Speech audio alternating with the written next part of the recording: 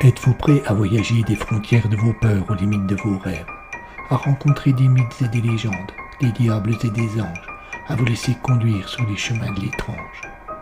Arcanum Fabulas. Saison 3. Amalricus 2, le chemin des enfers. Épisode 10.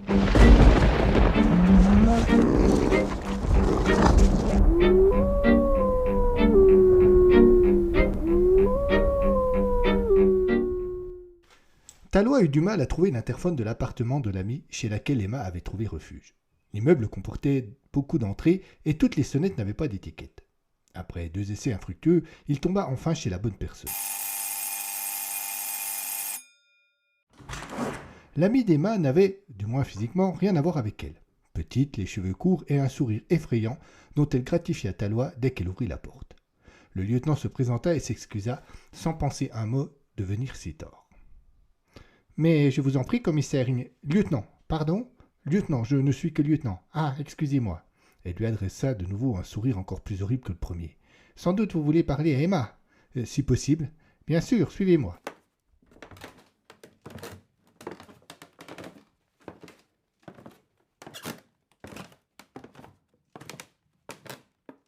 L'appartement était spacieux et coquet. Au bout d'un grand couloir bordé de 4 portes, dont l'une était ouverte sur la cuisine et une autre sur un petit bureau, se trouvait un salon grand à lui seul, comme la moitié de l'appartement de Tallois. Emma, debout devant un long canapé d'angle rouge, attendait l'arrivée du lieutenant. « J'espère que rien de grave ne vous amène ?» demanda-t-elle juste après l'avoir salué. « Non, répondit Tallois. Simplement... » Il hésita, regarda l'ami d'Emma. Celle-ci comprit immédiatement. « Je vais vous préparer un café, dit-elle sur le même ton qu'elle aurait dit « Excusez-moi, je vous laisse ». Elle quitta le salon. « Asseyez-vous, je vous en prie, dit Emma en faisant de même. « J'ai bien remarqué tout à l'heure le jeu de Blondeau, reprit immédiatement le lieutenant. Je ne voudrais pas que vous pensiez que je puisse cautionner ce genre d'attitude. » La jeune femme le regarda dubitativement, ne semblant pas vraiment comprendre où il voulait en venir. Il se sentit obligé de préciser. « Et il vous a poussé à dire que la personne qui a volé sa voiture était votre agresseur. » « Peut-être mon agresseur, rectifia Emma. Oui, mais pour un flic comme lui, cela ne fait pas de différence. Il va mener son enquête dans ce sens, jusqu'à ce qu'il obtienne ce qu'il veut. Et c'est là le but de votre visite ? Pas précisément. En fait, je me suis rendu à l'hôpital auprès du blessé pour me faire ma propre opinion, et pour, le cas échéant, parvenir à l'innocenter. Mais j'ai eu beaucoup de mal à obtenir le moindre renseignement de sa part. Il marqua une pause, recula un peu sur son siège. Emma put lire un certain malaise sur son visage. Cependant, il m'a parlé de votre défunt mari et de l'affaire des meurtres sur laquelle il enquêtait il y a 2 ans. Il n'a pas été plus explicite. Mais peut-être cela vous donnera-t-il une idée. Que vous avez dit votre mari sur le sujet ? Emma sembla réfléchir un court instant, puis elle répondit par une question. Vous connaissez l'identité de cet homme ? Officiellement, l'enquête n'a encore rien donné, et il refuse de communiquer son nom. Cependant, il m'a dit s'appeler Hugo Marley. Je n'ai rien pu vérifier. Ce nom ne me dit rien. Et pour l'enquête sur l'affaire Prégnoux ? Vous savez, mon mari ne me disait pas grand-chose. Elle s'arrêta quelques secondes. Ce que je peux vous dire, c'est que c'est à cette occasion qu'il a fait la connaissance de Paul Lodès. Ce dernier est venu 2 fois à la maison, avec l'avocat Flavien Sénéchat. Ils s'isolaient les 3, et il parlait de l'affaire, je pense. Et c'est tout ? Elle fouillait sa mémoire tout en faisant un signe non de la tête. Si, reprit-elle d'un seul coup. La première fois qu'ils sont venus à la maison, avant qu'il n'arrive, mon mari m'a dit qu'il ne fallait surtout pas que je perde confiance en lui. Qu'il ne savait pas à quoi il s'attaquait et que cela risquait de mal finir. Cela peut vous aider ? Le jeune lieutenant eut juste le loisir de répondre non de la tête. L'ami d'Emma entra dans la pièce avec un plateau à la main sur lequel fumaient 3 tasses de café. Elle le posa sur la table basse du salon et demanda au lieutenant combien il prenait de sucre. Cette intrusion inopinée mit fin provisoirement à la conversation.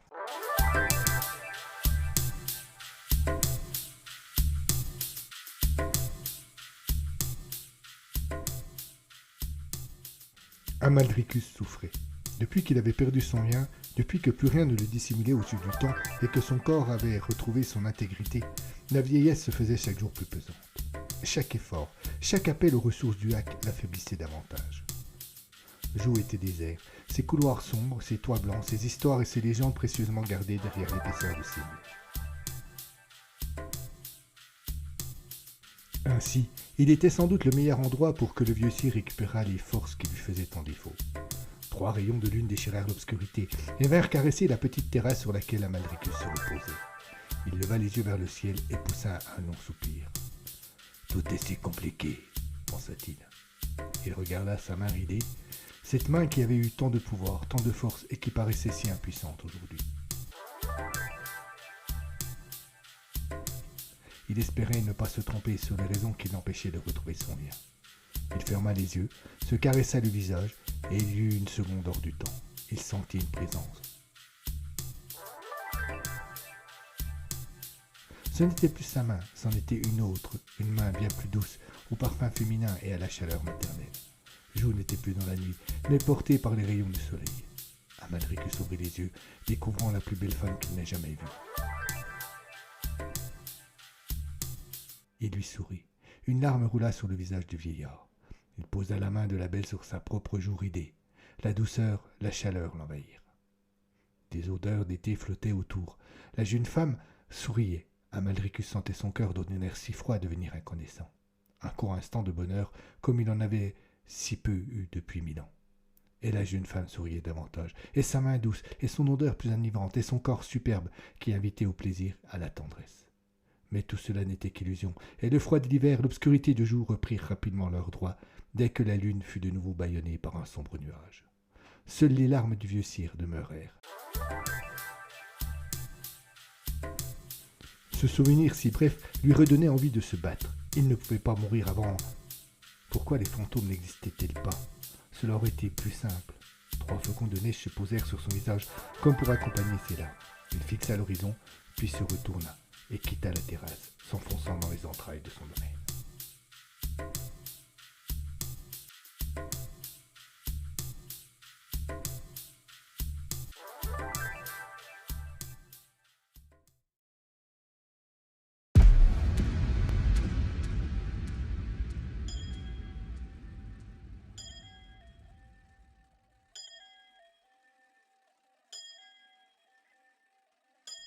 Ma première idée, affirma Roac, a été de trouver un refuge pour l'enfant auprès des siens.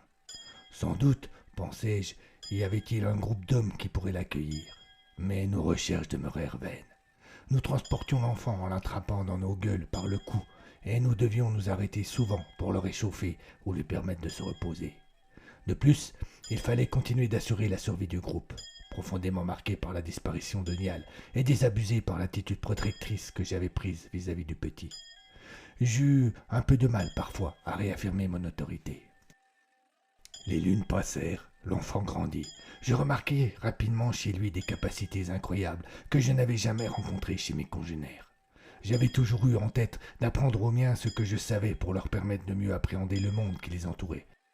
Mais si, surtout ce qui était instinctif ou émotionnel, les loups obtenaient des résultats plus que surprenants. Dès qu'il fallait en appeler à la raison ou à la logique, ils étaient moins habiles. Avec le petit homme, c'était l'inverse. Il recevait et comprenait toutes les idées que je lui transmettais par la pensée, les faisait siennes, les améliorait. Et un jour, lui aussi fut capable de communiquer ainsi, ce à quoi aucun des membres de ma meute n'était parvenu. Roac baissa la tête et marqua une pause, comme s'il avait besoin de beaucoup de courage pour poursuivre ce qu'il allait dire. Ce jour-là, je me suis senti plus près des hommes que des loups, plus près de ceux par qui j'avais appris la haine que des miens. C'est ainsi que le petit homme a obtenu son nom d'auteur, car il avait été l'auteur de ma réconciliation avec les humains.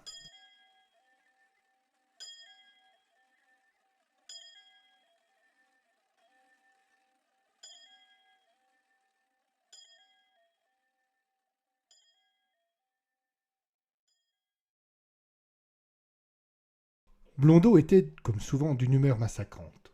Non seulement un de ses suspects venait de se suicider en se défenestrant, mais en plus un de ses policiers délirait en affirmant avoir vu un nuage vert quitter la pièce juste après que l'homme ait sauté. « Accuseriez-vous un fantôme d'avoir tué notre homme » demanda-t-il d'un ton ironique et hautain au malheureux brigadier qui ne parvenait pas à garder sa contenance devant son supérieur. « Non, non, bien sûr, j'ai sans doute été victime de la fatigue. Je préfère cela. » Puis, se retournant vers un autre de ses hommes. « Vous avez réussi à joindre le lieutenant Tallois ?» L'homme fit un signe négatif de la tête. Les ennuis continuaient. Maintenant, le policier à qui il voulait confier l'affaire était introuvable. Le corps de Marley n'avait pas été encore enlevé. On l'avait simplement recouvert d'un drap blanc pour cacher aux yeux des curieux qui, par les fenêtres de l'hôpital et des maisons voisines, observaient le travail des policiers.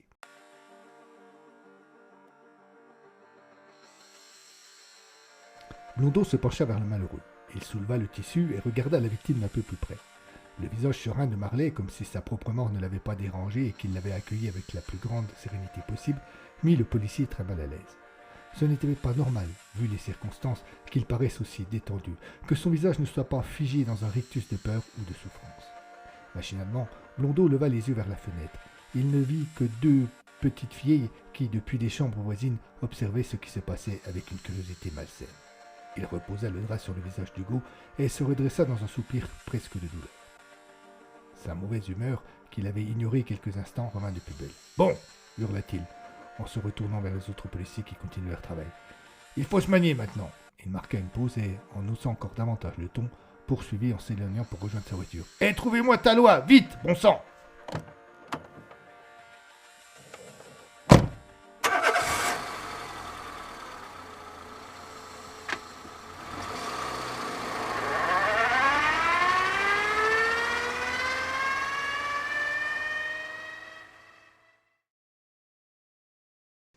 Claude Tallois hésita à poursuivre la conversation devant cet inconnu, et Emma le remarqua rapidement. Avec un sourire dont elle avait le secret, elle le rassura, elle lui fit comprendre qu'il pouvait parler sans crainte. Il but une gorgée du café, reposa la tasse sur la table et s'enfonça dans son siège.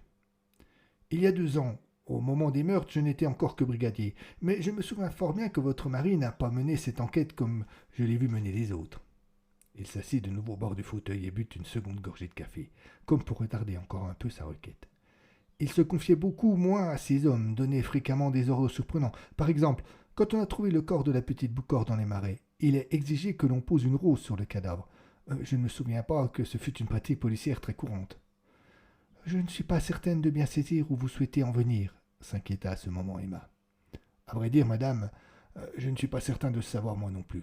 Marley n'a fait qu'évoquer cette affaire, mais il est certain qu'il en savait plus, ce qui est étonnant vu qu'il n'a rien à voir avec tout cela. » Tallois ne le remarqua pas de suite, mais le visage d'Emma changea. Il devint soudain plus inquiet. Il ne semblait plus écouter ce que racontait le policier. Plongé dans une sorte de réflexion toute personnelle, cela dura 2 bonnes minutes avant qu'elle interrompe son interlocuteur. « Écoutez, lieutenant, il me revient certains détails maintenant. Un intérêt qu'il a soudain manifesté pour les vieilles légendes ou le paranormal. » Tallois demeura quelques secondes interdit avant d'oser poursuivre. « Vous savez, madame, je ne crois pas aux fantômes, mais je suis convaincu d'une chose. Il y a un lien entre l'affaire Prégnoux, Sénéchal d'il y a 2 ans, et la mort de votre mari cet été. Je ne sais pas pourquoi je pense cela, mais j'en mettrai ma main en feu. » Il se coupa.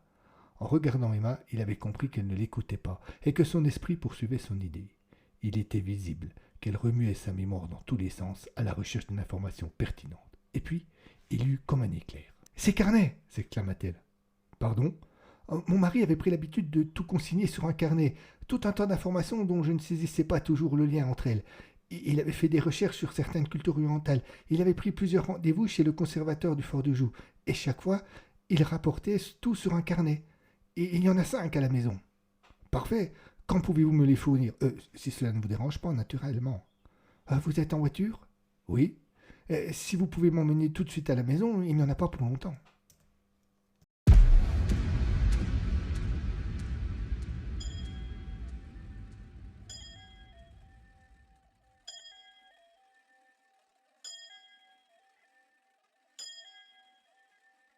J'ai d'abord considéré l'auteur comme mon fils, celui à qui je pouvais tout transmettre, puis comme mon double, car il avait fini par m'égaler. Ses facultés d'adaptation, d'observation et de compréhension étaient énormes. Et puis, il est arrivé dans son 14e hiver, et des interrogations se sont faites jour en lui. Il a voulu en savoir plus sur ses origines. Au début, je n'ai pas pu lui dire, mais ces questions se faisaient chaque jour plus insistantes, plus oppressantes. Comment lui avouer que nous avions massacré les siens ? Et puis, il a bien fallu s'y résoudre. Je me souviendrai toujours de cette fin d'après-midi. Toute la journée, nous avions parcouru la steppe, plongé au plus profond des secrets du lac. Je lui avais appris autant qu'il m'avait appris. Fatigués mais enthousiastes et heureux, nous nous étions assis sur 2 pierres perdues sans raison au milieu des hautes herbes. Le soleil de ce début de printemps descendait déjà loin sur l'horizon, et un long silence qui avait suivi un éclat de rire dont je ne me rappelle plus la cause s'installa entre nous. Mon esprit qui voyageait dans le passé trouva presque par hasard la neige rouge de cet autre après-midi d'hiver, celui où j'avais croisé la destinée de l'auteur. En une seconde, ma joie s'envola. Il fallait que je lui parle. Je cherchai longtemps mes mots, reculai une ou deux fois, et puis, pris d'un courage aussi soudain que maladroit, je lui avouai sans omettre le moindre détail. Ses yeux, quelques minutes auparavant encore si joyeux, s'emplirent de larmes. Sa bouche, sur laquelle toute la journée durant je n'avais vu que sourire, laissa échapper un cri. Ces pensées par lesquelles il communiquait avec moi et qui jusque-là me chauffaient le cœur, m'abreuvèrent de douleur et de reproches. Oh, je ne répondais rien. Que pouvais-je lui penser? Mes excuses étaient bien futiles et par trop opportunistes. Alors je me taisais et je ne pensais point. Cette attitude, qui me semblait pourtant être la bonne, n'eut d'autre effet que d'aggraver sa tristesse. Il y vit, à tort, une sorte de mépris dans mon silence. Je sus à cet instant que je l'avais perdu. Peut-être pas définitivement, mais certainement pour un bon moment, et que, si la vie ne se chargeait pas de faire se recroiser nos chemins, je ne le reverrais pas. En effet, il se leva, me jeta un dernier regard où se mélangeaient haine et tristesse, tendresse et déception, et il s'en alla. Je le suivis longtemps des yeux jusqu'à ce qu'il se confonde avec l'horizon.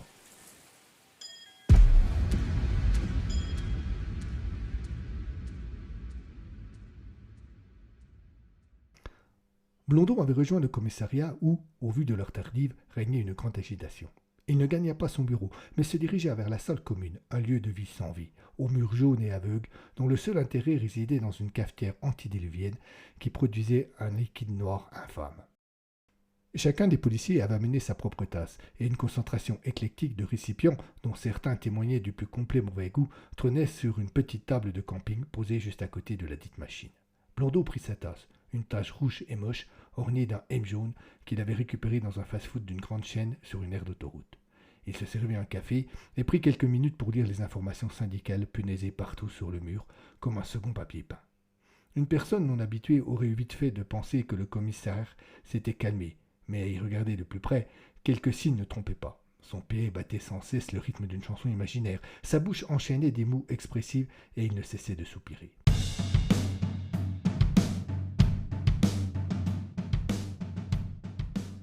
En fait, s'il avait décidé de venir prendre un café, c'était simplement parce qu'il pensait que cela l'aiderait à patienter en attendant que l'on retrouve Claude Tallois. Mais rien n'y faisait. Il n'avait pas de patience. Cela se confirma davantage lorsque l'un des brigadiers de garde entra dans la salle pour lui annoncer que l'on ne parvenait toujours pas à retrouver le lieutenant et surtout que plus personne ne savait où chercher. Blondeau sentit monter en lui une colère noire. Il était à deux doigts d'insulter tous les collaborateurs qui avaient le malheur d'être là. Mais il éclata complètement quand le brigadier ajouta que Tallois était venu voir la victime quelques minutes seulement avant que cette dernière ne se suicide. Des idées indignes d'un commissaire lui traversèrent l'esprit. Il n'aimait pas Claude Tallois, ce dernier d'ailleurs le lui rendait bien, et là, son a priori venait peut-être de se vérifier. Il ne lui fallut que quelques secondes pour imaginer un scénario rocambolesque dont l'épisode était l'assassinat du suspect par son lieutenant.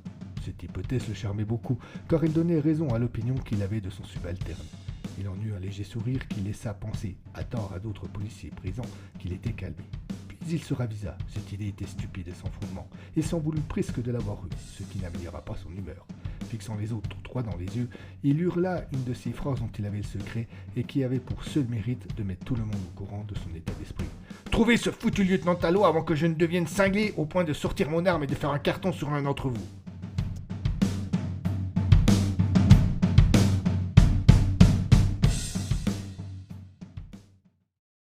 Les deux phares de la voiture se reflétèrent dans les yeux du loup qui, caché dans un sous-bois qui entourait la ferme d'Emma, montait une garde vigilante, assis sur son postérieur, complètement immobile. Les passagers du véhicule ne virent pas l'animal, mais ce dernier, lui, ne les quitta pas des yeux.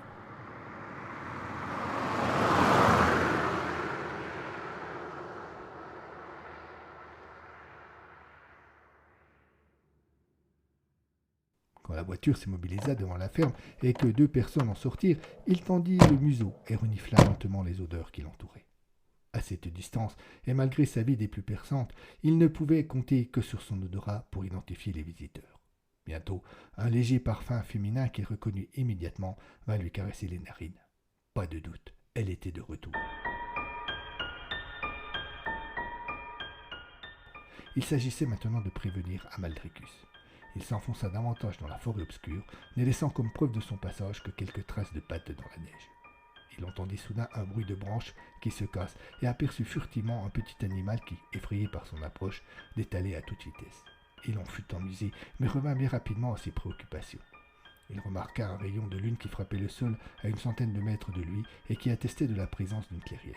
Il s'y rendit, s'installa au beau milieu et poussa un hurlement qui aurait pu sembler destiné à l'astre nocturne, mais qui en fait s'adressait au maître de joug. La ferme était déserte et silencieuse. Aussi, quand Tallois et Emma entendirent l'étrange hurlement, une impression glacée leur frappa la nuque avec la violence d'une masse. Ils stoppèrent net, se regardèrent inquiets, n'osant plus parler, en espérant que le silence, presque rassurant qui les entourait de nouveau, ne serait pas une nouvelle fois brisé. Mais il n'y eut rien d'autre, et Emma se risqua à dire « Je ne me sens pas encore très à l'aise ici. Si nous pouvions nous dépêcher et retourner à Pontarlier. »« Je vous suis, » eut pour toute réponse Claude Tallois, qui accompagna cette dernière d'un sourire crispé qu'il voulait en vain rassurant. En entrant chez elle, Emma eut du mal à ne pas penser à l'agression dont elle avait été victime la veille. Ils pénétrèrent dans le salon et elle invita le lieutenant à s'asseoir. « Attendez-moi là, je vais chercher les carnets dans les bureaux de mon mari. » Elle venait de quitter la pièce quand Tallois, peu rassuré, sortit son arme et vérifia qu'elle était bien en état de marche. Il la remit en place et n'eut rien le temps de faire d'autre lorsqu'il entendit Emma hurler. Aussitôt, il se précipita. La jeune femme hurla de nouveau, ce qui lui permit de localiser le bureau qui se trouvait à l'autre bout du couloir. Par la porte entr'ouverte, il distingua nettement deux personnes.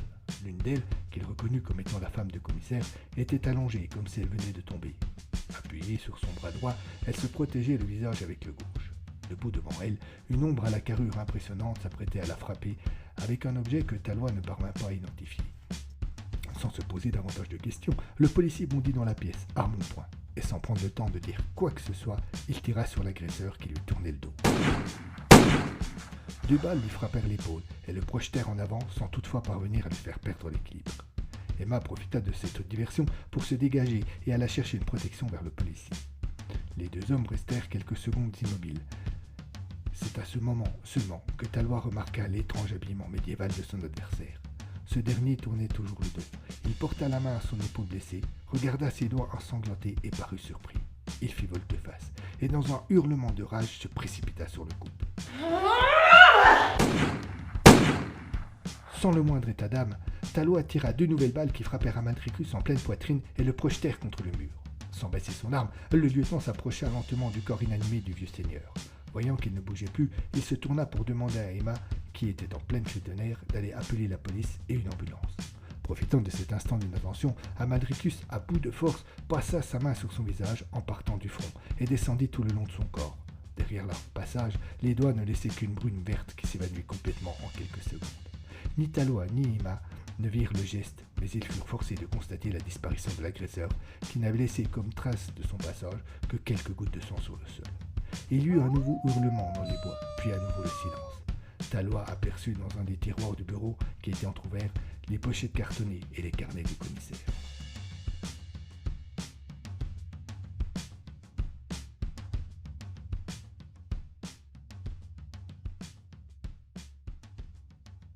Comme s'il la provoquait, le fort de Joux perçait la nuit de sa masse sombre. Ses toits blanchis par la neige renvoyaient par défi à son émettrice les rayons que la lune utilisait pour éclairer la terre.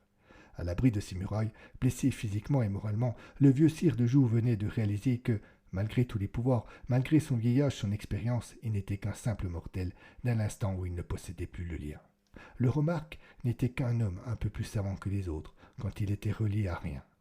Il avait une vague idée de ce qui l'empêchait de recréer cette union si particulière qui préservait de la mort, mais ses sens étaient affaiblis et il n'était pas sûr de ne pas se tromper. Une douleur froide, comme il n'en avait plus connu depuis des siècles, le frappa dans tout son corps.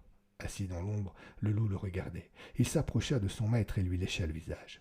Amaldricus eut à peine la force de lever le bras gauche pour caresser l'animal. Une violente lancée lui déchira encore une fois son épaule blessée. Il se sentit défaillir et crut un instant qu'il allait perdre connaissance. Son esprit s'embrouilla. Des passages de sa vie défilaient tandis que ses forces s'évanouissaient. D'un seul coup, un sentiment d'injustice l'envahit. Il avait survécu tant de siècles. Il allait mourir là, maintenant, sans être parvenu à ses fins. La douleur se fit encore plus vive. Elle effaça chez le vieux sire toute velléité.